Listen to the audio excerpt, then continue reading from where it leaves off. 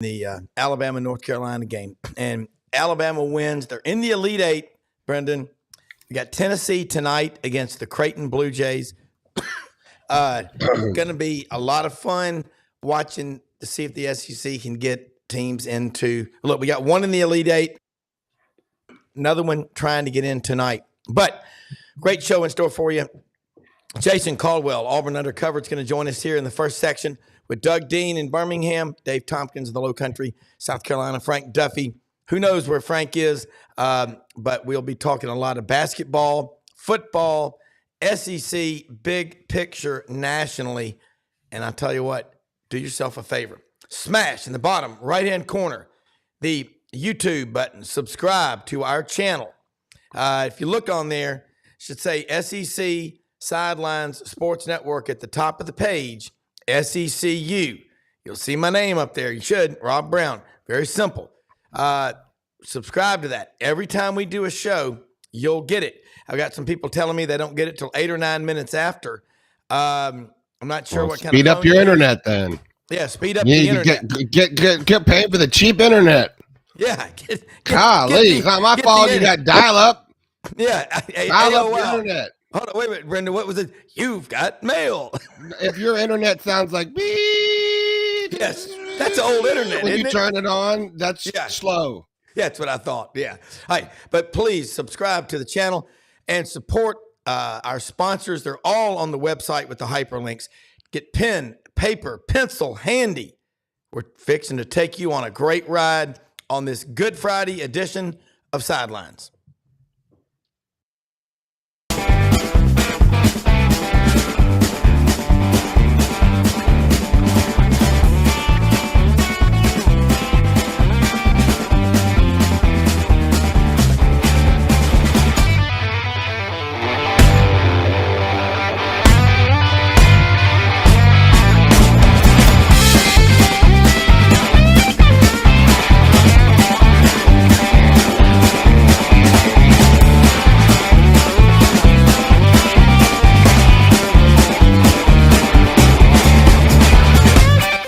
Sidelines with Rob Brown.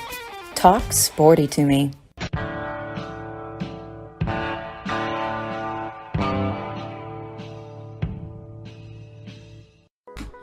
All right, man, we got a great one on board. Just that link, Jason Caldwell, Auburn Undercover. I see Jason down there. I think I do. No, that's Frank.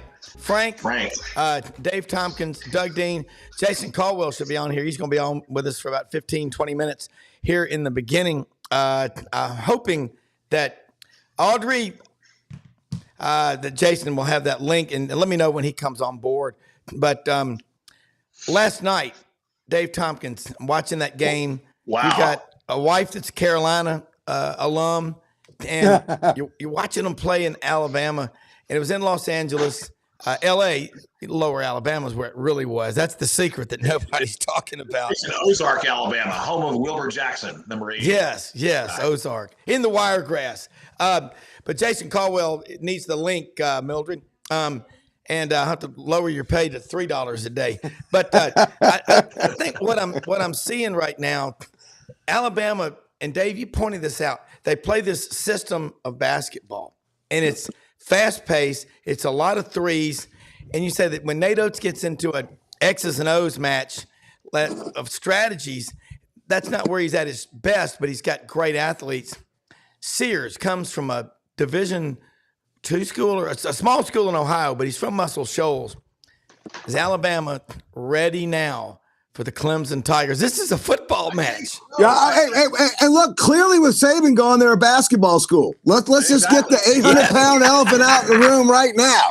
Yes, get it over with. You know, when I was 12 years old in 1976, Alabama beat North Carolina in the SEC tournament in the March Madness. North Carolina had Phil Ford, Tom Lagarde, Mitch Kupchak had a great team, and Alabama had Anthony Murray, T.R. Dunn, Leon Douglas. And I thought as a kid, I'm like, hey, we're going to be dominant in both sports for the rest of my life. Well, I was right on one count with football.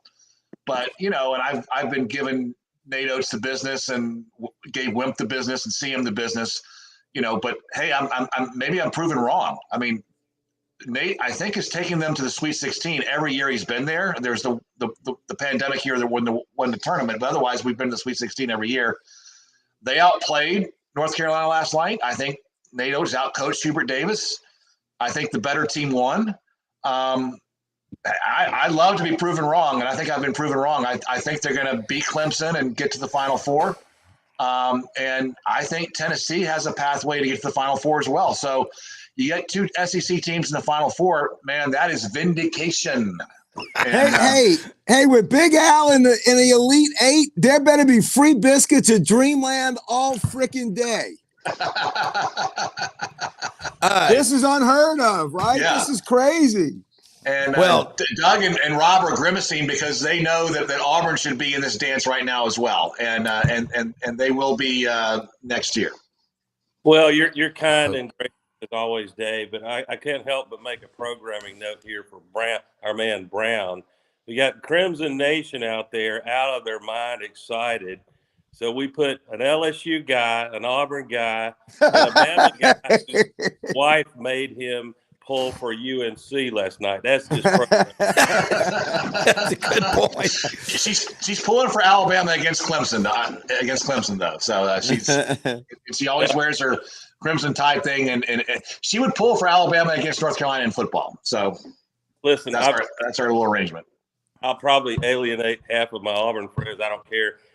You got to congratulate Alabama on, and you might be right, Dave. To a degree, they're a system team. That's what Oates does. But I think for that one game, which is probably what was required to win, they didn't abandon their system. But I think you might agree, and you can do it more eloquently than I, because I lean more a football analyst than basketball. But they played their mind out of their minds defensively, especially this. I mean, think about it. North Carolina is sitting there at halftime with, 52 points? They're on track to hit 104. And they just got, for the most part, locked down the second half. And if you had told me that Armando Bacot, after he took down Coach K in that magical final, it wasn't supposed to go that way. Duke was supposed to win all that he would get sort of owned by Grant Nelson and some good collapsing defense to the point where he choked. He couldn't finish on two important dunks. That was shocking. Yeah, let me do this. Jason Caldwell, Auburn Undercover, is on with us right now. And Jason just got the new email, so sorry about the delay on that. That is a new email that we'll use from now on. If anybody ever doesn't get the link, the problem is it's the same link. You don't have to send a new one for every show. So glad to have you on here, Jason. Won't keep you but about 15 minutes or so because I know you're running late. But we're talking about this NCAA tournament, and you were in Spokane last week. I was not. I wasn't in Spokane. But Auburn Undercover was, yeah. Yes, correct. But and that was a tough loss. And you're seeing now what's going on with Alabama. The one thing for sure is the state of Alabama for college basketball, it's hot. And you look at a state like Indiana, the Hoosiers, they're yesterday's news. Purdue, they'll find a way to get out. But in the state of Alabama, can you ever remember college basketball being this strong? No, it hasn't been. I mean, you've had a couple of runs in the 80s, where Auburn made a run to the Elite Eight, made a run in Sweet 16. Alabama was really good at those times under Wimp Sanderson after C.M. Newton. But you haven't had SEC championship. Auburn made a Final Four run a few years ago. Alabama's going to make a Final Four run this year. I'd be shocked if they lose to Clemson again. And then you look at what it is, and it does show you, though, it's matchups are key. But I mentioned it. I've been mentioning it for you. Surviving your bad game. Can you survive your bad game in the NCAA tournament? That's the key. Auburn survived that bad game in 2019 in the opener and made a run. Had they beaten Yale, they might still be playing. I don't know. UConn's really good. I think they're the best team in the country. But can you survive it? Alabama did not have a great game against Grand Canyon because it was a difficult matchup. It's a completely different situation. They get to play a team in North Carolina that plays exactly like they want to play. And it worked out really well for them, and they took advantage of it. That's what you have to do. Can you survive that game? Arizona didn't survive theirs. Had a bad game, didn't survive. That's the nature of a one-game tournament, and that's what the NCAA tournament is. So it's a roll of the dice. That's why you don't see people just keep picking brackets and rolling and have all these teams left, because it's hard. Because one game and one bad game ends the season. That's it. Yeah. Yep. Hey, real quick one before. I know Doug's got a question or two for you. KD Johnson, love that kid. I pulled up I found a text somebody had sent me 3 years ago when it was announced that he was coming to Auburn. Does he have his degree from Auburn already? I mean, I'm guessing okay. Close. He's not. He wants to get his degree from Auburn, but he wants to go somewhere where he has a chance to play 25, 30 minutes. And more than likely his playing time was going to diminish next year with Todd Pettiford coming in. Having him back or having him come in and having Denver Jones there, KD Johnson's playing time was going to even diminish even more. And he's got just a chance to go play somewhere your last season. Well, that's one guy. I hate to see him go, but I'm always going to say he's an Auburn man because I love his passion for the game. Doug Dean? Jason, good morning. Love your work, man. You're just unbelievable, staying on top of all things Auburn, especially recruiting. But you're also a strategist about Auburn football in particular. I want to stay on basketball for a second because we're in March, about to be in April. If you're Bruce Pearl, Jason, your reward for bringing historically consistent, very good basketball brand to Auburn, packing Neville Arena, where to the point where national pundits, you will often hear them say it may be the toughest place to go play a basketball game. There's a bunch of those, but Auburn's in the discussion. Your reward is when you have a tough, as you said, your dangerous game, you have a down game, you lose your third best player 5 minutes into it in a controversial call, and so you're out. But it seems like a segment of fans, and it's not one or two Looney Tunes, it's a meaningful segment, have become entitled and angry. And Bruce, we're entitled to make at least the Sweet 16. That's got to be. Do you sense the same frustration with Bruce that I do, to the point where Auburn fans might want to consider, be careful what you ask for with change and thinking you're going to make everything better? You just might get it. Yeah, I don't know that anybody's wanting Bruce Pearl to be fired. No. I didn't mean that. Yeah. But I mean, he's not experiencing the gratitude in the wake of all this right now. Well, correct. And there's no question that that Auburn basketball on a general scope is better than it's ever been. No question about that. Along with those things, though, I mean, they have to come you got to make a little run more than one time. And I think that's where the fans are saying, look, okay, we love it. Couldn't be any happier. But and I just mentioned it is a crapshoot. It is. You never know what you're going to get in the NCAA tournament and matchups and all these different things. But here's the other part of that. I cover Auburn. I've lived in this state my entire life. If Alabama wasn't any good, this would be just fine. I like the honesty. Well, I've lived. It's a net. I've been in this job for 25 years. If Alabama basketball was making a run in the NIT right now, Auburn people would go, "Man, I wish we'd have made a run." But we won the converse of that is true. Great point. From a Tide point of view, you agree? Yeah. No. I agree. It works both ways, and people don't think it does. It absolutely does. And Auburn's success in basketball pushed this success in basketball for Alabama. There's no question about that. That's true. So true. There is not a bigger net sum game state than Alabama, and I don't care what the sport is. If one's doing well and the other one isn't, everything is exponentially heightened. And that's why you're seeing this response from Auburn. Absolutely. Yeah, the disappointment is heightened. Yeah, and I think it's the disappointment is there, and that's one thing. And I think fans understand that the NCAA tournament is about a matchup. And hey, teams losing it. We've never seen a 16 team lose, and we've seen two of them in the last 5 years. You're going to see more and more of that because it is across the board much more difficult now to gauge, which team's going to win. Who knows? You have no idea. 30 years ago, other than an NC State making a run, Villanova making a run, it was still a pretty good team back then. Other than that, you pretty much knew who was going to be there. Nowadays, who knows? It does. You have no idea. So it is. So I think the success on the other side has pushed the envelope for Auburn fans going, this is not right. And I think that's probably more of anything. And one of the things we've learned, if we didn't know it already, is that for most purposes, unless you're a team that needs to get the automatic berth winning the conference tournament, it may as well mean nothing, because the shelf life of the Auburn gratitude and joy from winning that. Here's what it matters. Here's what it matters.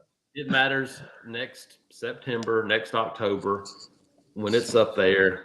It matters in the moment.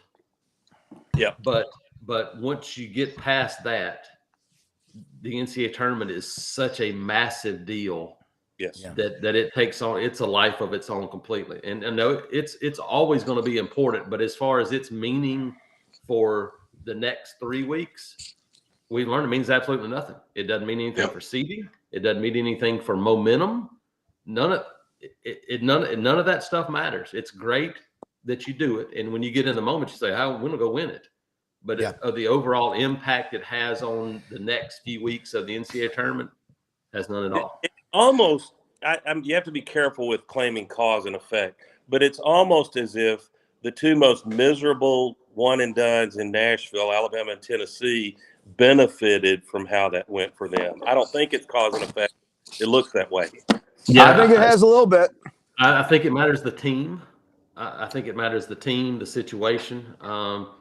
You got two teams. Tennessee's a very veteran team. For them, they go home, go rest. That was a big deal for them. Yeah. I think for Alabama, you've seen a motivated team come back out and take advantage of having they took advantage of what was given to them, which I think was a better line towards this. Now, Grand Canyon, I thought, was a really difficult matchup, and it was. So you take advantage of opportunities, take advantage of rest. In Auburn's case, like I said, can you survive it? And hey, it's again, people have gotten on to Bruce Pearl, and I don't think Bruce Pearl hasn't talked about the seeding issue. It was more the fact that you play and then you go across the country to as far as you can go. Alabama had to do the same thing, but those couple extra days then have a much bigger impact. No doubt. From a travel perspective, I think that was more than anything probably the biggest issue that they had. Yeah, and the emotional drain of beating Florida. I think the emotional gain, of getting over that championship game in the SEC, of what happened in the first 5 minutes too, and then they rallied themselves and staved off that Florida run, which had Florida peek out ahead. I think that took a lot out of Auburn. I really think it did. That was an emotional win. Well, and I think that Ivy League has quietly gotten more athletic in basketball. Oh yeah. Yeah. Yale, I would Harvard, agree. Cornell. And to Jason's point, great point, is if you have your bad game against any team in the tournament that has its good game, it's really good game, you're going to lose. Yeah. And that's why we, look at UMBC beating UVA and Fairleigh Dickinson beating Purdue. Yeah. It's happening with greater frequency because I think for social factors and a lot of factors, the 14, 15, 16 seeds have some athletes on them that they used to not have. And so I think the tournament benefits from it. And I'm sorry it happened to Auburn, because I love Auburn basketball, even though I'm an Alabama fan. And it's not only when that team plays a good game, but they play a disciplined game. I think that also threw Auburn off. Their athleticism to be able to get in transition. I mean, Yale was working the ball around. I mean, they played a fundamentally good game. Yeah. And that's what kind of, I think, threw Auburn off. I watched every play of that. Yeah. Well, what threw Auburn off, let's not overcomplicate it, is Chad Baker Missouri such a critical cog. No doubt. Bruce has been doing. You can't make excuses. Auburn still should be good enough to go on and win, and they nearly did. But man, it was losing Baker Mazara that early, and it's on him mostly. Bruce, I won't belabor the point about justifying a flagrant 2 call in March Madness. Bruce has done that for us. But that to me completely changed the complexion of that game and slowed the game. Jason, let me ask you a couple of questions before you go on football real quick, because I've got multiple texts coming in from viewers. You can send it on the YouTube screen, but on this Good Friday edition of Sidelines Friday, my dad always says, give the date, March 29th, Friday, Dad. I hope you're watching. But Jason, I love the website, Auburn Undercover. It's like the scroll at the bottom of the screen on watching the stock market. It's just, y'all are constantly writing stories. You, Clemente, Nathan King, Philip Marshall. God, there's a lot happening down there. You and Doug, you know this, and Dave and Frank. Jason is a truth broker. I mean, you're the one who's chronicled like nobody else Auburn's lack of signing offensive linemen on these 4-year cycles compared to Georgia, LSU, and Alabama, and it's a problem. But you actually said the other day, you hinted that, wow, there's a noticeable difference on the upside with the Auburn offensive line. For you to say that carries a lot of weight, because you don't say things for clicks or shits and giggles either. You are serious about when you talk about this stuff. Let's talk about what you're seeing in practice in that talent gap that a couple of years ago Chuck Oliver said was the widest he'd seen at Auburn since Pat Dye took over in 1981. Yeah, and it was. When this group took over, in December of 2022, they had what I believe were 2 SEC offensive linemen on the roster. That's it. As we stand today, I think they've got 11 or 12 of those guys. Now, a lot of them aren't ready yet. You brought in, true freshman. You got another true freshman coming in. You have a junior college transfer. But you look at this group now, and you look at Percy Lewis with Tyler Johnson at left tackle. Look at Tall Miller, junior college transfer at right tackle. And then Dylan Wade can slide out to left to tackle where he played last year. You've got 5 or 6 legitimate options at offensive tackle. They haven't had 5 or 6 legitimate options at offensive tackle in 5 years combined. And you look at Dylan Wade inside, and Connor Lew is a future star at center, maybe already star. Jeremiah Wright, E.J. Harris coming on. Mentioned Jaden Muskrat. I mean, like Dylan Senda comes in from Northwestern last year and is kind of getting his feet. They've got bodies, and they've got SEC guys. And the thing that jumps out, and I've talked to high school coaches and former players that come through, and they say they walk outside and they go immediately, that's closer to what it's supposed to look like. Now, a lot of those guys are not ready for prime time at the moment from a cognitive standpoint, the execution, the fundamental things you got, and just the strength. But you look at them and you go, that's what it's supposed to look like. There's more of those guys out there than there's been in probably 5 or 6 years.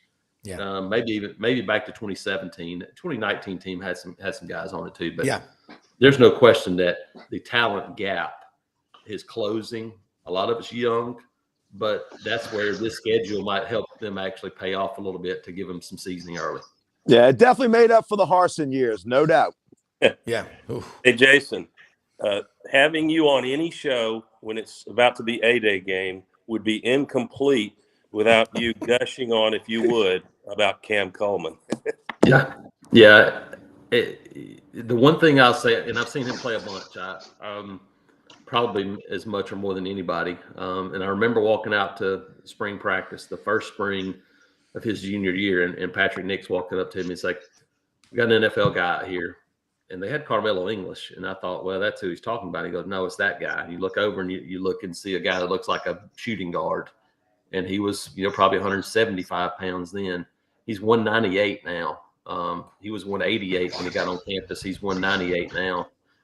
And he makes the difficult look easy. And that's what, as a wide receiver, when you have a guy like that, you go, okay, that's a starting point. If you make the difficult look easy, and he does the routine because he has great hands, great ball skills, and that's where it starts with me. is you can do all the other things you want to. You can be the greatest athlete in the world. You can be physical. You can run like a deer. But if you can't catch the football, it doesn't matter. And we've seen some of those guys in the past. You do all those things well, he catches the football, and that's a good starting point. The other thing I think he's done more than anything is I think he's made everybody in that room sit up and take notice going, holy cow, we got to get better. Because if we don't, that guy's playing. He's going to play anyway. Yeah. But I think Camden Brown has probably benefited more than anybody. He's a guy that's really talented, hasn't shown that consistency. So I think he has pushed the group already, and you don't see that often for a true freshman. I think that's what he's done. And even Sam Jackson, right? You got word on him? Sam Jackson is maybe the most athletic of the bunch. He played quarterback at TCU and then at Cal. He's really athletic, fast, learning how to play, wide receiver again. It's been since I think 2019 or 18 since he's played wide receiver, something like that. But he's making some of those things happen. Robert Lewis is a transfer that's been really good from Georgia State. More pieces at wide receiver, which in turn helps quarterback, Peyton Thorne, whoever it is, have more options to make plays. Well, what's embarrassing if you're an Auburn person is that in our history, only 2 1,000-yard wide receivers. That's just, you have to almost try. That's crazy. Improve that. And now we were a run-heavy offense over the years, if you want to be into excuses.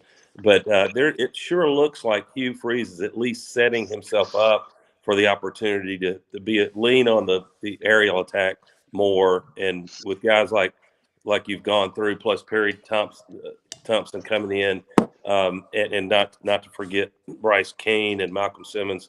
They'll spread it out, so it may still be hard to get to 1,000 yards, but you should see another 1,000-yard receiver in the next few years. Yeah, it'd be great. I think the bigger key is, can you get to a 3,000-yard passer where it's more of your offense and necessarily not one guy. That's the thing. I think Hugh Freeze understands it. I've been talking about it till I'm blue in the face, is that you can't in this day and age line up and say, we're going to run the ball 75% of the time, run for 300 yards and win a national championship. Michigan did some of those things last year, but even then, the running game wasn't that. They just had a monster defense, and they took advantage of the opportunity they got. But I don't think in the Southeastern Conference it might get back to that one day. But I think you've seen Georgia have to go, hey, we got to open it up. Alabama had already gone there and said, look, we got to open it up. LSU, we got to open it up. Those are things you have to be able to do. You have to make plays in the passing game to win at an elite level nowadays, especially in this league. Yeah, Rob, I got a question for I got a question for Jason. I know you've been busy with football, spring football and basketball, but I have to ask you, as I got all my Braves gear on, celebrating opening day today, I have to ask you, and this is a question for both you and Doug. Have y'all had a chance to get out to Plainsman Park yet? Because I want to see what my buddy Coach Thompson and his Auburn Tigers are going to look like this year at the run to try and make it to Omaha with my fellow Tigers. Yeah, I've seen every game either in person or online, I believe. And they're unfortunately for them, they've been in the heart of the scheduling monster. They had to go to Vandy opening weekend, get number 1 Arkansas at home last weekend. Now they're at Texas A&M, and they're 1-6 to start the season in SEC play. Very similar to what they did last year. That schedule. You would love to have drawn Missouri early in the year to give you a few wins and confidence, But that's the only team in this league that you look at and you go, oh man, we can take a break this weekend. There's not another one. Everybody else in this league can go. I think there's 10 or 11 teams ranked in the top 25.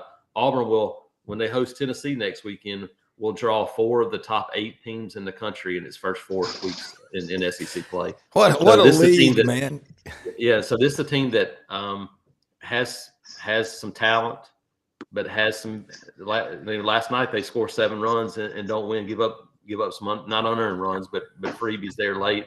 So there's no room for error, and they've made a few of those situations. So they got to turn it around like they did last year. But it's a team that can make a run, and I don't believe in this league you're going to have anybody that goes and wins 22 games. I think there's going to be a Not bunch close. of teams between 18 and 12 and 13 and 17, when the dust settles. Hey, Yeah, Duffy, Totally agree. if you guys want, we can look at the schedule, find a Friday night game, post up at my Lake Martin place, cook a steak, go watch a game, and come back, and we can watch I'm a game in. on Saturday too if you guys want.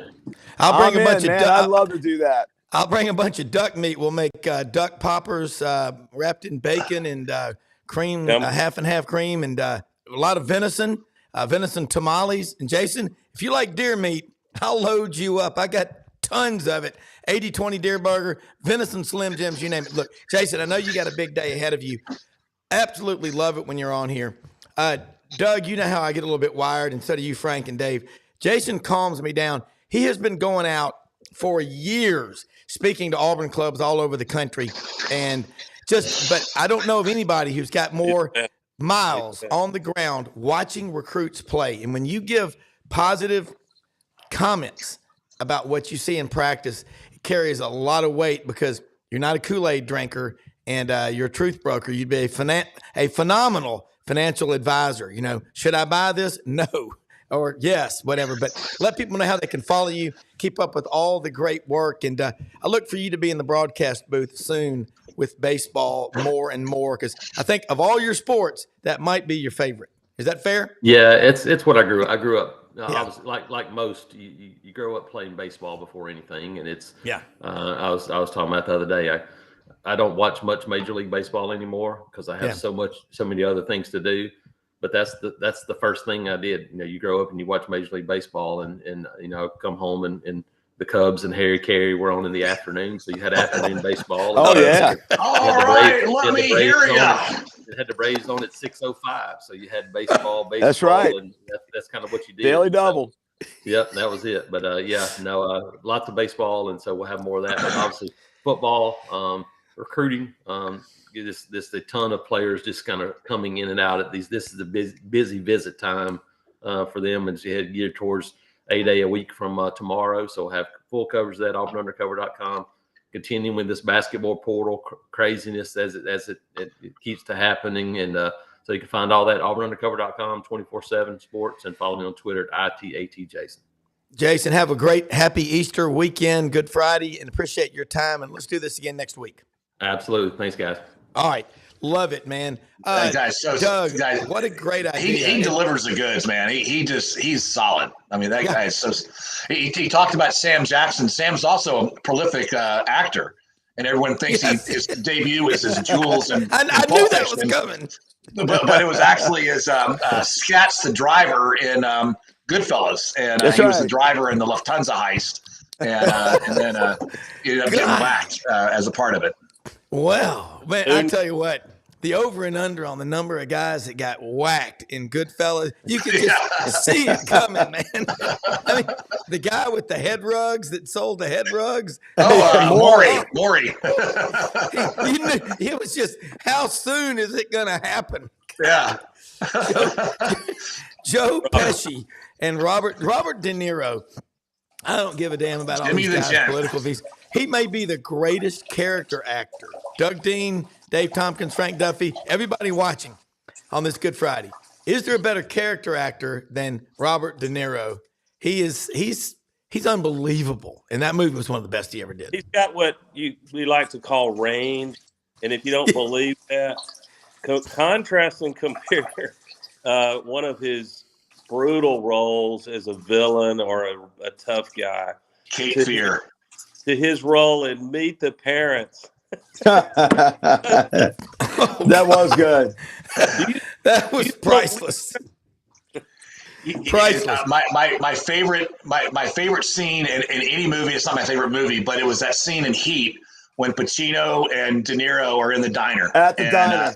That was just fantastic. I mean, credit to Michael Mann, the director, and put that scene together. Because I love that. That's because they channeled their rivalry as actors and got it literally on film for those parts. That's for those characters. That's what that was. Just, beautifully said, Frank. That's so we all right. We check the savant box now. Where we can go back. But let me throw this one at y'all. watching all this basketball, talking with Jason, and Brendan is fighting what he says is H1N1, the swine flu. He said all the snowbirds bring it down every year. The Yankees, when they come down, he said the population of Ocala in Marion County, Florida, doubles during this time of year. Yeah, horse country. But now, got to say this. Looking at this weekend, Tennessee Creighton. Let's talk about these matchups. Great point that y'all brought about Alabama. Got to play a team, North Carolina, that does what they love to do. They just outran them in a foot race, and that was fun to watch. I'll start with you, Dave, on this Tennessee Creighton matchup tonight. How does Tennessee win? They're the only team, Creighton is, since New Year's Day that's beaten UConn, and they beat them soundly, but it was in Omaha. Give them credit. Yeah. Well, if Creighton has a hot shooting night, they'll win. I mean, when Creighton's hitting their threes, they can beat anybody. But where are they weak? What's their bad game? Their weakness is they have no bench. They only play like 6 players. So if Tennessee plays their hard nose, beat the bejesus out of them kind of defense and physicality, I think that's their way. Kalkbrenner, Creighton's big guy. I don't think he's that tough. So kind of take him out of the game, have them miss threes, just sort of control tempo. I think that's how they win. Just make Creighton uncomfortable. That's I think the way they can win. Well, I look at Creighton. Creighton. What does Creighton have that Tennessee hadn't seen all year, Doug? I haven't and on some granular level analyzed Creighton, but I did pick them early on in my Final Four, and me too. I think Tennessee's going to have problems with Creighton tomorrow, or excuse me, today. Tonight. Tonight. What time is that one? Probably 6-ish. I think it's 6:30. Yeah, I think in a battle of coaches, I think McDermott. I always mix up his son's name, who's a great basketball player, and the dad, who's the coach. But McDermott is a better coach than Rick Barnes, so I think that's where Creighton's biggest advantage is. In my opinion. Wow, that's a bold comment. That's out there. Yeah. Yeah. I want Tennessee to win. Me too. I just think there is something about Rick Barnes. Maybe he's overcome that with that clutch and very high stress win over Texas. So he's got the players. I think we'll know in the first half, how is he utilizing Dalton Connect? And if they have diversity, if they're not leaning too much on Connect, then they can beat Creighton. My fear is those habits are hard to break, and he's got a season long of how well Connect can play, and that's going to be a temptation that gets him bit. And for the record, Rob, because I'm as I've told y'all, the poster in my office should be, the purpose of your life may be to serve as a warning to others. Cautionary tale. Yeah. I have embraced that role in life if it's useful to humanity. But I'm telling you, give me the field versus UConn. I just think it's one of those weird years where we're going to see. Remember, Jimmy V was at 83, I think. Yeah, 83. Yep. Yeah. You only need one game where you do a few things well, and you initiate shock and awe to the opponent, who's already read in their minds. UConn has already cut the nets down. Now, Hurley can do something to keep them grounded, but I just think somebody's going to come along. It might be somebody unexpected like Gonzaga, for God's sake. Well, and I think the Zags are going to get Purdue all they want, but we still have 2 number ones along with UConn left, so you still have great competition in here. And I would basically say Alabama is almost a number one the way they're playing as compared to North Carolina, the only one that we've lost. So, look, UConn's great. Don't get me wrong. They look like a juggernaut. They look like a division of Tiger tanks coming at you. But having said that, you're right, Doug. There's so many opportunities for a slip up. They still got to circumnavigate another 3 games. I mean, it just, I think it's always a safe bet in this. even when you got an overpowering number one to take the field, because that's the way that always happens. For sure. I think if a coach is going to win tonight, it will be Mark Few beating Purdue. I think Purdue deserves to be the favorite. They've played really well the first 2 games of the tournament. But yeah, I think I'm not picking Gonzaga to win tonight, but I think if there's going to be an upset tonight, it's most likely going to be Gonzaga, just because Mark Few's had some days to prepare for this game. Yeah, and I wouldn't be shocked if that happens. But how ironic would that be? The one year when the Zags don't come in as the darling coming in from the West, that they actually make a run. That's crazy. And by the way, for Tennessee, we were talking about Tennessee a second ago. This Bayou boy has a comment for my pals up in the hills. Boys, in basketball, it's time to put up or shut up. Yeah. This is your shot. You got to take it. I think Nate Oates said something really profound last night post game. He said, look, we played a brutal preseason schedule, before conference play, and then we had to play in the SEC, which was so tough this year. And so we were ready for this game. I mean, North Carolina did not intimidate us at all.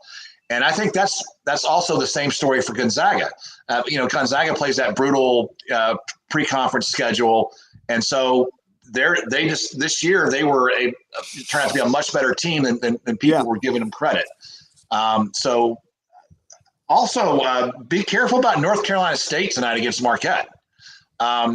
North Carolina State is just on a run right now, and I say the same for Duke against Houston. I mean, I think tonight's going to be as compelling as last night was. Yeah, North Carolina State is the guy at the craps table and with you in Vegas that has no idea how to play craps, but he's got the dice and he's rolling numbers. That's exactly what North Carolina State's like. Their center that weighs about their center Burns, who weighs about 560 pounds. As long as you keep rolling them and a dice doesn't pop out of off the table and you have to call for new dice, they got a shot. They're playing hot ball, man. They really are. It's crazy. It's that mind that bird 50-1 that wins the Derby. Yeah, on a freaking rail with Calvin Bow rail that cost me a superfecta. I remember that well. All right, let's switch gears here now. Talking a little football right now in the spring practices. Everybody talks about, the depth charts. Is anybody going to be foolish enough in today's climate to release a depth chart after their spring game? Or is it now, look, man, you're the man. I think that's where we are, because guys will hit that portal button. Oh, yeah, absolutely. Yeah. Rob. There's no telling who's – you don't know who you're going to have in a starting lineup in the fall until you get to summer practice. I mean, and when you can transfer from Alabama to Iowa and then transfer back, I mean, it's just – and keep the money. And keep the money, yeah. No, that's what I don't understand is why there aren't written contracts. Because in the business world, and I've seen it happen. I've seen it. I know what it does. You get a 5-year deal, and it's up front, but you've got to stay the 5 years, and you've got to produce. If you leave 1 year in, it's prorated. You owe 80%. I mean, if you leave, you have a non-compete, a non-solicit, and all that kind of stuff. And yeah, I mean, Rob, in your business in financial services, in my business in real estate, to quote the illustrious Senator Fred Thompson from the great state of Tennessee, son, yes. I don't take a dump unless it's in writing. Now, I'm glad we're online and not over the airwaves right now, but absolutely I wouldn't do that. If I'm paying hundreds of thousands of dollars, and some of these kids are making 7 figures, the big players. I'm sure Arch Manning has that somewhere hidden in Hancock Bank in New Orleans somewhere.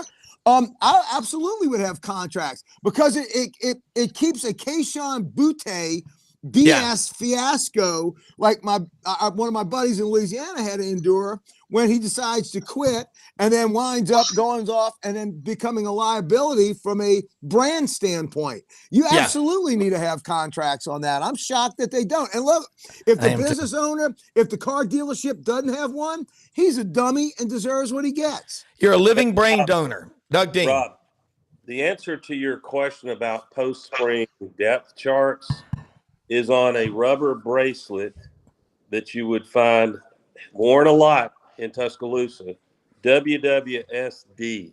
What would Saban do? What would Saban do? Yeah. Saban does not like depth charts, so nobody should do it. It's BS, and it helps sell magazine. I mean, helps clickbait. And right now, I mean, Auburn fans would be depressed if they saw the quarterback depth chart, because it's going to be Peyton Thorne 1. Everybody else like 4 or 5. They do not look good after Peyton Thorne. But it's spring. The light bulbs will go off for a couple of them in August. Doug, I missed my first WWSD. What would Shula do? Circa 2003. I want to get that one back. Here. JB Ears Whitworth. What a fine coach he was. Fine man. We were Dave and I, some of y'all might have been in the same thread, were musing yesterday about if there was NIL back in the 80s, what would yes NIL deal get? My God. I'm going to call Biscuit, who was going to come to Auburn, and there was some other kind of NIL deal, if you believe the folklore, and he wore the crimson jersey. To his credit, was where he needed to go. Had a tremendous. He's a $500,000 NIL. Oh, Bennett, friggin' Herschel, Bo. I mean, think of what they would have hauled off. Holy mackerel! Couple of million. Herschel would have been the all-time best until Bo came along, and then Bo would have eclipsed him. Oh yeah.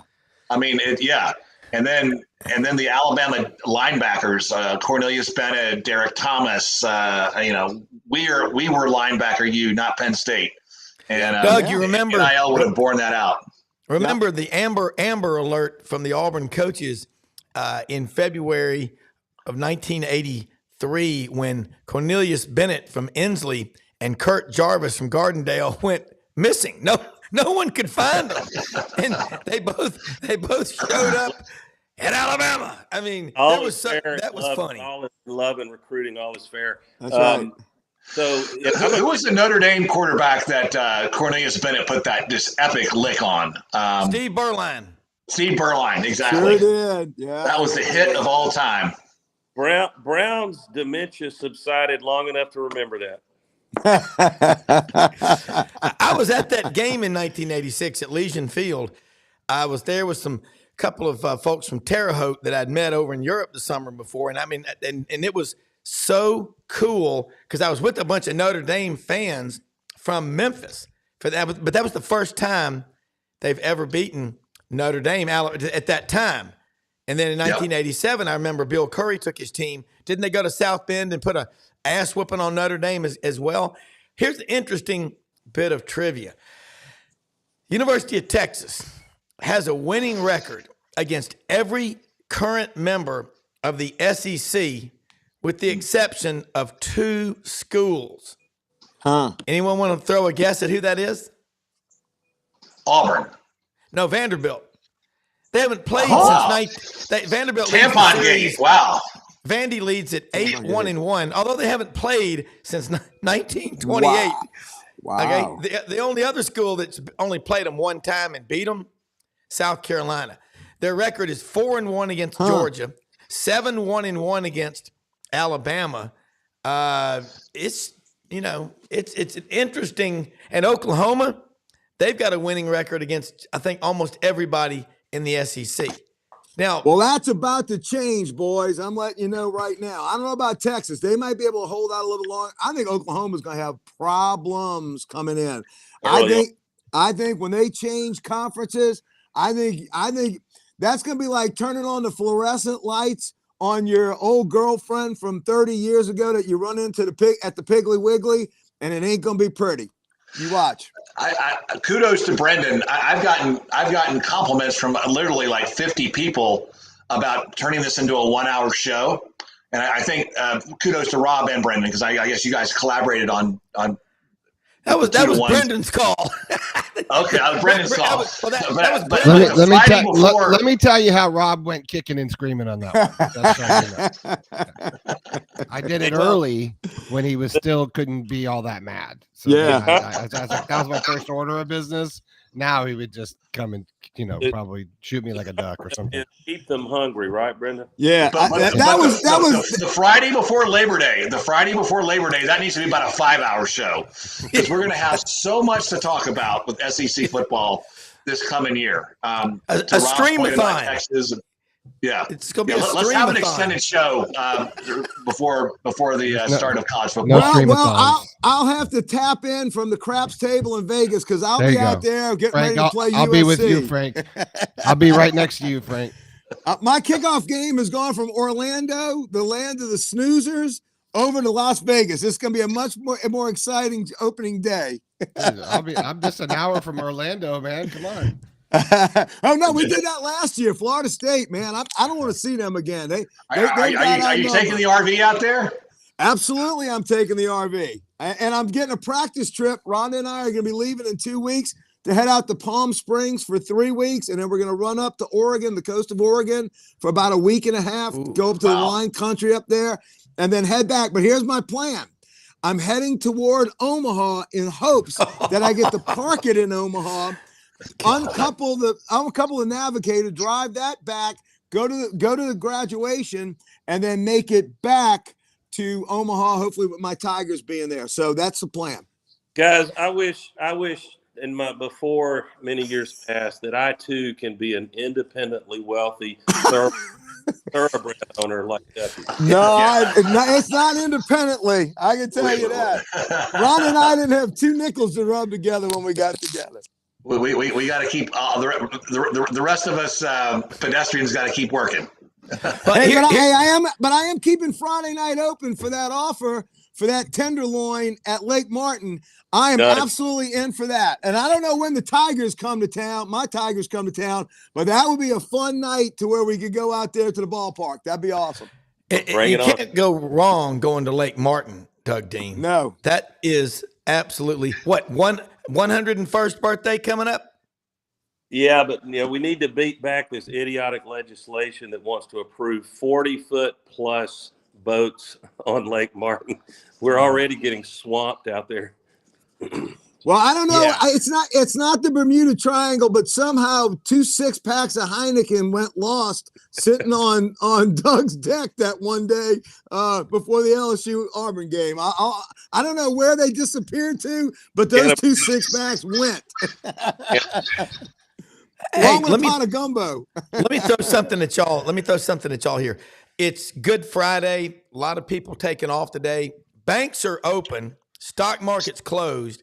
And I get to go in and do some compliance work that I've got to finish, and then one meeting. But what I see going on, and y'all, here we all are. We're all businessmen. The lack of contracts. Doug Dean, come back. Breaker 19. Here we go. Okay, the lack of contracts in NIL. Why? We've got a bunch of scared wusses that are in charge of the NCAA. Put teeth in these contracts. You wait. Isn't college supposed to prepare these young men and women for real life? Tax season is coming up. The first tax season of NIL. Watch what the hell is going to happen when these kids haven't paid taxes. Here's going to break loose. Here's the best quote I've heard. The best quote I've heard from somebody involved with NIL. This kid had a big NIL contract, and he said, "Why do I have to pay taxes on the money I've already spent?" Hey, you know what? I've said it before. Some of these players, and I'm not naming any school, it's probably most of them. Some of these players are going to say, "I'm going to go back to that under the table money. That was better." Damn right. That was the 33%, 35% bonus, baby. When you could get it in a briefcase again, allegedly at the Motel 6 in West Jefferson across the river from New Orleans, which is how we, I think, got Dalton Hilliard and Gary James back in 1982. I'm just saying, allegedly. Allegedly. Yes. I'm glad you waited till the statute of limitations. Hey, I'm not saying one of Carlos Marcellus's boys went from Moscow straight to the Motel 6 with the briefcase. I don't know what his route was, but that's what I heard. I totally agree on contracts. I don't know Frank's business of real estate, but when you buy a house, I mean, you got to sign a stack of papers this thick. Yeah. And it's done in a closing, and there's lawyers there, and why all this? But hey, it's the most expensive asset you're purchasing, and it could change your life for the good or bad based on what happens to it. Yeah. Well, look at Doug. You're not getting in Doug's hospital until they put that wristband on, and they're not giving you a wristband until they get about 18,000 things of information. Correct. Yeah, and Dave, the thing is nowadays when you sign, you do a closing on a $2 million home. You also have to bring in 10 or 15 squatters to co-sign with you, right? Yes. But here's a little, this is something our barrister in residence, Jack Turner, who I love the guy. He said colleges, the NCAA member schools only have to be concerned with antitrust laws. Remember, this is not a civil court or criminal court. The NCAA, they have no subpoena power. Yeah. So as far as statute of limitations, there is no such thing since it's not, the real law. Now, in Louisiana, we complicate it even further. Napoleonic code. Napoleonic law. Now, Frank, we got a few minutes left. Can you explain to Floyd R. Turbo American out in Kansas City how Napoleonic law works? I can tell him in one sentence: don't get caught. and you go. And since he's our barrister, shouldn't we get him a wig like the British barristers have? Ooh, yeah. And he's a graduate of the Hugo Black College of Law in Tuscaloosa. And by the way, I didn't go to LSU Law School, but I can tell you, we are the closest thing. We are the most northernest banana republic in the Caribbean, is what my state is. It is the wild west. It's insane. Hey, Rob, I do want to mention, though, real quick, I don't know about you guys, but there is just something special about opening day of baseball. And as you see, I've got my really cool Hank Aaron's arm sleeve feather cap on that I bought opening day a couple of years ago. Now, unfortunately, we're up in Philadelphia with the Filthies. Got rained out yesterday. Of course, they canceled the game 24 hours before. Baseball, MLB is just they've got logistics issues.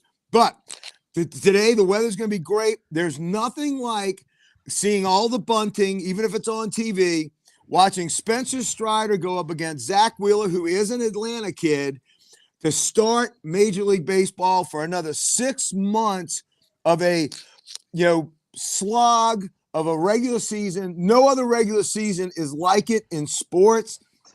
To get down to October, it is just a wonderful time. And when you go out to that stadium for the first time of a Major League ballpark, and you smell the grass and you smell the hot dogs and you hear the PA guy, welcoming you, there is absolutely nothing like it. As big of a football guy as I am, and I love basketball, baseball is, I think, the soul of this country. Like it is.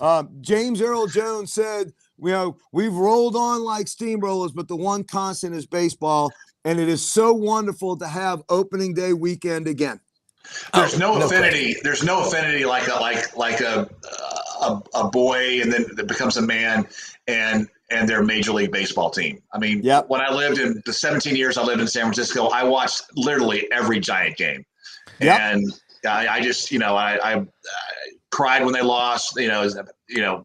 Biggest moments of joy when they won, and it's just the romance, whether you're George Will or Ken Burns or whatever, they pontificate, better than I do about it. But the romance between particularly a boy and baseball is spectacular. Yeah. And Doug Dean, somebody mentioned, Harry Carey, good to see you. I want to say hello all the shut-ins at the Here's orphanages. Paul Asemacher coming out. Want to say hello to Myrtle Scroggins in Kankakee, Illinois. Yeah. Hello, Myrtle. He says, "Go Cubbies." By the way, Steve Stone. What a great play by Joe Girardi there, Perry. I'm a Bud man and a Cub fan. By the way, I can't sing any seventh inning stretch. Take me out to the ball game without at the end of it, let's get some runs. Doug Can't do Dean, it. you had something. Doug Dean, Didn't he? the same man. Y'all are out of control.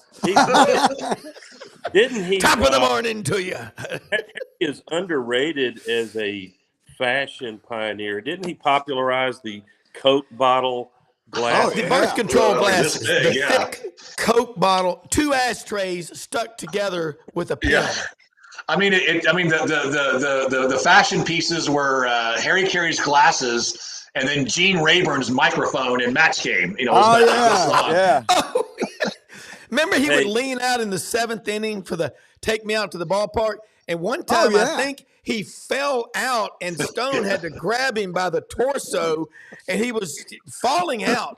But Harry Carey, that yellow, greasy hair whooped back with the birth control glasses, and but it would always say hello. Let's say hello to all the sisters at Yeah. St. Cecilia's Convent in Yeah. Naperville. Illinois look, Cubs win. And look to Dave's point. I used to own bars in Baton Rouge, and my last place, Duffy's, which was right across from Mike Anderson's, the old great linebackers seafood Great place seafood. on Lee. I would do my inventory. I had the big screen TV and the big, huge satellite dish that you could have picked up, communications from, outer space outside my bar. And I would literally watch the Cubs during the day. Andre Dawson in right, Rhino Sandberg in second. We had a degenerate rotisserie league where every day, and you'd have to go to USA Today to actually look up and see what your stats were 24 hours later. It was crazy. But do y'all remember when the Cubs would do their one broadcast every year, and Stone and Harry Carey would be sitting out in the bleachers, remember, with his shirt off, and he was drunk as a skunk? I try not to. You could see a lot of therapy. you could see the empty cans of Old Style like on the bleacher right next. I mean, you literally could see it, right? I mean, it was incredible. There's right there. What you see the sign in the background. Ham's Beer used to be the official beer of Wrigley Field, but the best is Coach Scully, one of my teachers, and Coach Last. They're both from Chicago, here in Memphis, though, but they grew up in Chicago. Said nothing beats going out there and having the nuns hustling you up for parking money, But go ahead, Doug. Hey, there's no Friday afternoon in the world better than Wrigley Field. You go to Murphy's Bleachers about 11 o'clock, have a bloody, and walk across the street to the bleachers, and then hopefully your date doesn't end down the street at El Jardín and their 151 margaritas. And a Friday night wasn't too bad. When I took all my buddies from 680 The Fan, we loaded up in Bengal 1. I drove up to the Georgia Notre Dame game in 2017. We went to Wrigley on Friday night. Watched. Coach. I'm drawing a blank. The football coach. Having a senior moment. Which one? Notre Dame? Yeah, Georgia. Mark Richt. No, the one before him. Dooley. God, having a brain fart. Yeah. So Dooley throws out the first pitch. That night, Milwaukee's playing Chicago. It's tons of Georgia people. All the SEC people are in attendance there. We get up the next morning, drive up, unhook my little Wrangler Jeep, drive all the way up to South Bend, down to South Bend, watch Notre Dame and Georgia, drive back that night, and have the Falcons and the Chicago Bears the next day in Soldier Field. It was one of the greatest weekends, road trip weekends. And the great thing was my team wasn't involved, so I didn't have to, the white knuckles and the sweats for the road trip. It was incredible. But the kickoff was we had a show broadcast in Murphy's, I think it was, in Wrigleyville, back to Georgia for the guys at 680, and the place was packed the whole afternoon, and it was a night start. It was incredible. It was so much fun. Doug Dean, close us out here. We're going to wrap it up. I know I've got to do a podcast on Texas here in just a minute, but unbelievable show today. Thanks all of y'all. My Auburn, this is useful to share because it'll make Bama fans gleeful, Georgia fans gleeful, and maybe Auburn fans can commiserate. But a lot of my Auburn buddies are texting and calling and saying, "Man, it's hard to be an Auburn fan." And I'm going to text them back this morning after the show and say, "Go be a Chicago Cubs fan for 30 years." And then compare it to what your experience has been. Or the Sox, the Red Sox. Or a Cleveland Browns fan. It has been a tough 5 months from 4th and 31 to, losing to Yale. Baseball is on the skids. Butch will fix that. I think that the schedule's just front loaded with some beasts. But anyway, you have to be ready for the valleys in order to enjoy the peaks if you want to follow Auburn. Yeah, and this is what's so fun about sports. It's always darkest before dawn. It's so similar to the stock market. And again, you get dead cat bounces, you get a 200-day moving average. And then here's the real irony. Company reports great earnings and it's down $5 a share. Go back to what Al Goldman told us years ago, head of technical market analysis at A.G. Edwards on the box all the time. Buy on the rumor, sell on the news. No, he said, buy at the wake, sell at the wedding. The few. But it makes sense. The most underrated golf course in America is the AU Club. I love that golf course in Auburn. Had the Jason Duffner little when you walk into the pro shop, but that's a great golf course. I love going to my best buddies in Auburn grad. It has a place at Lake Martin. We go there, hang out, and then go play the AU Club. Cool. Yeah, good. And I was just gonna say, Rob, the hardest part of that saying, the problem is holding at the funeral. That's the hard part. That's the part if you got the stones to do. That's the hard part. If you loved it at 50, you better love it at 35. or check your jockey shorts. Rob, you were probably going to do so on the sign out because you always do, but I want to, on behalf of all you guys and your other regular guests, wish your listeners a very happy Easter weekend and all the meaning that goes with that. Absolutely. He is risen. He is risen. That's right. And listen, guys, this is so much fun. It's kind of weird. It's Good Friday. A lot of people are just checked out, and it's Holy Week. But happy Easter to everybody, and thanks everybody watching this show. Check out all of our sponsors on Sidelines.live, The Vitamin Shop, House Industries, Hewlett and Dunn, Rumble Boxing, Tom Martin's Body Shop. They're all there. We're here to serve, and we'll have a great show in store for you Monday. Predictions from each of you. Who are we going to have as the Final Four when the dust settles Sunday night, and we'll close it out from here. Start with you, Doug, your Final Four. Okay. Give me UConn. That was a bold pick, wasn't it? UConn. Gutsy. UConn, I can't do it. Clemson, I'm sorry, Bama fans. I can't. And then I think Houston, we'll have chalk over there. Houston and Creighton. And then I think that Houston is going to find some magic and take down UConn in one of the more sensational finals we've had in a while. All right. Dave Tompkins. UConn, Alabama, Duke, Creighton. UConn beats Alabama. Duke beats Creighton. UConn beats Duke. Wow. You're correct, sir. Wow. Frank Duffy.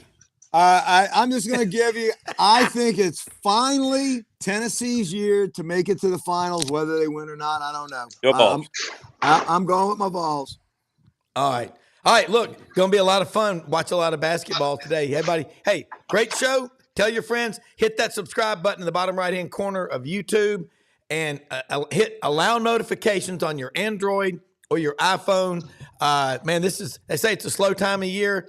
Well, I love this because we're building building rapport. Here, go ahead. But I do have one other prediction. The greatest seafood in the world is being served in New Orleans restaurants today at noon. If you can make it to New Orleans, you'll have the greatest seafood on a Good Friday every year. The best restaurants making the best seafood in the world in honor of Good Friday.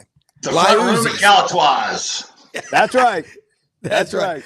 All right, everybody, we're out of here. We'll see y'all Monday. Thanks so much. Happy Easter, everybody. See you guys. All right.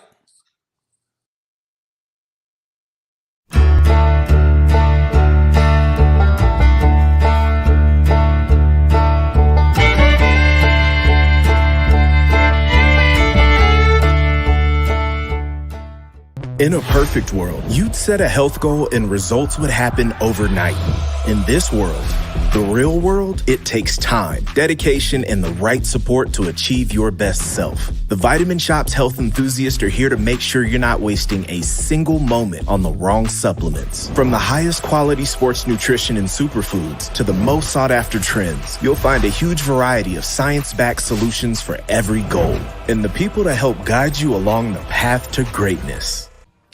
Unbelievably, every 2 minutes in our communities, a child is either bought or sold for sex. I am R.A. Dickey, board member for the Nashville Anti-Human Trafficking Coalition. Join me and millions of others in our fight against human trafficking and for its victims by helping to educate the most vulnerable among us, our middle and high school students. Go to nhtcoalition.org, become a partner, and help keep our families safe, because none of God's children are for sale.